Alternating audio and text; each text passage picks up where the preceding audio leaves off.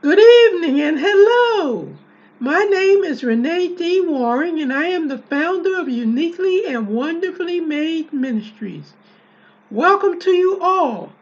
A special welcome to the new members of my community. I am glad to be with you this evening. Today, my presentation is on the prison system and the mentally ill. I will tell the stories of two people who are mentally ill and in prison. Adam Hall grew up in the upstate New York called Utica. At the age of 5, he tried to burn down his family home in an effort to kill himself and his family. That was the first sign of mental illness in his life. He drew a picture of his family having a happy reunion in heaven. His mother, Carol Hall, realized at that point in his life that he needed help from a mental health professional, but she could not afford to pay for one. As a result, Adam spent many years of his life in and out of psychiatric institutions and group homes. Adam was molested twice as a young man. He developed a panoply of mental illness, among which was bipolar disorder. When he was a teenager, he got in trouble with the law many times. At the age of 22, he was convicted of assault after stealing a car and resisting arrest. He was convicted of a minor felony and sentenced to 3 years in jail. He frequently broke prison rules and was placed in solitary confinement. In 2003, New York Correctional Association found out that inmates diagnosed with mental illness make up 11% of the state's inmate population. They constituted a quarter of the inmates in isolated confinement in the state Special Housing Unit, or SHU. In 2008, the SHU Exclusion Law reduced the number of mentally ill inmates in solitary confinement by increasing the number of residential mental health units beds, which is called RMHU. Hall was given one of those beds. Hall remained unstable and suicidal. In 2011, he attempted to kill himself by setting fire to his cell.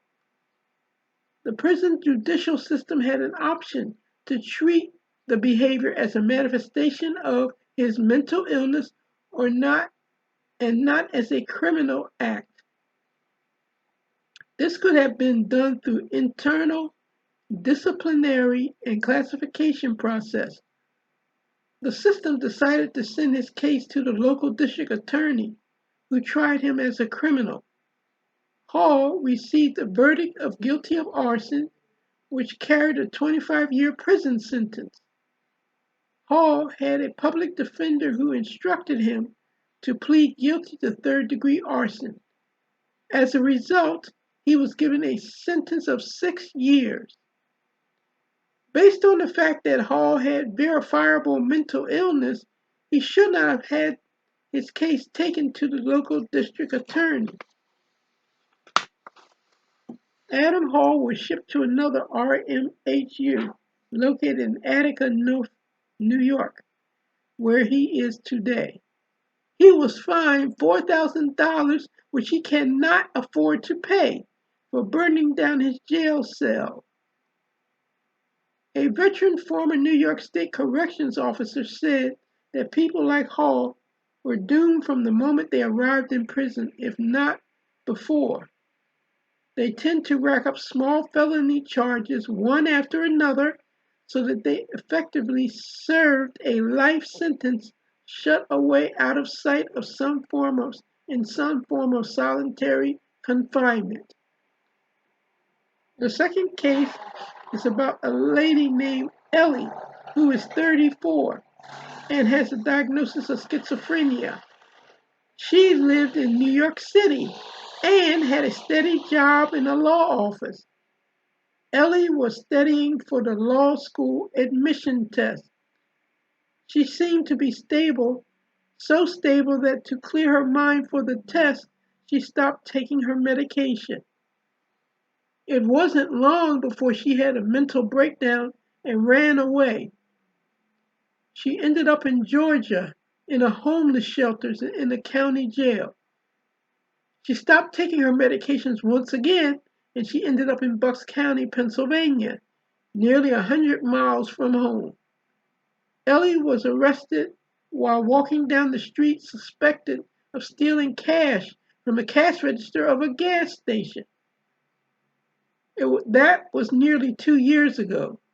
She has been trapped in Pennsylvania justice system ever since. The judge deemed Ellie incompetent to stand trial because of her mental illness. She is on a waiting list to be admitted into a psychiatric hospital for treatment. However, there are not enough beds in the hospitals. Pennsylvania is one of the worst states when it comes to these waiting times. In Pennsylvania, the state chapter of the American Civil Liberties Union, or ACLU, sued the State Department of Human Services in 2015 over these delays, settled twice, and has since filed another motion asking the court to intervene. In April of 2019, defendants are finally getting into hospital beds more quickly.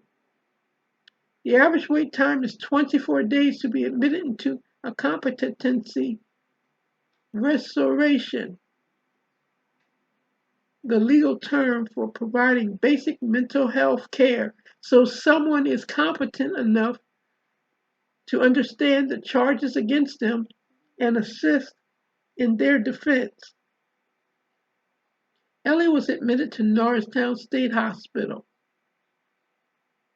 The most common mental illnesses that prisoners have are listed here in order of the most to the least prevalent. 1. Depression. 2. Mania. 3. Anxiety. And 4. PTSD. California is the only state in the United States that has a law that criminal charges can be dismissed if a person is found to have a mental illness and if the defendant successfully completes treatment. There are some state-funded prison rehabilitation programs, academic education, career technical education, or ECTE, cognitive behavioral therapy, or CBT, which is a psychosocial intervention that aims to improve mental health. CBT focuses on challenging and changing cognitive distortions and behaviors, improving emotional regulation, and the development of personal coping strategies that target solving current problems. Definition from Wikipedia. In addition to cognitive behavioral therapy, we have employment preparation, substance use disorder treatment, or SUDT, arts and corrections, and lastly, innovative programming grants. The following are recommendations for improving treatment for mentally ill inmates. Provide appropriate treatment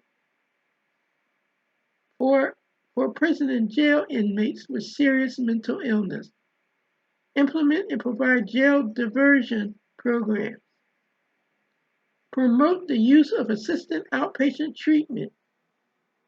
Encourage cost studies. Establish careful intake screening and mandate release planning. Thus ends my presentation for today. I hope that you found my talk to be both interesting and informative. It has been my pleasure presenting to you this evening. My website is uniquely UNIQUELY and wonderfully made ministries.com. Uniquely UNIQUELY and wonderfully made ministries.com. uniquely and wonderfully made ministries.com. My email address is mirecovery74@gmail.com. mirecovery74@gmail.com. Lastly, mirecovery74@gmail.com. Send me your questions, concerns, and prayer requests. Book me to speak to your group. My next presentation will air on the second Friday of next month. Please view my video and invite someone else to join in our community to view it also. I am the founder of Uniquely and Wonderfully Made Ministries. My name is Renee D. Waring, and I am the Warrior Warring.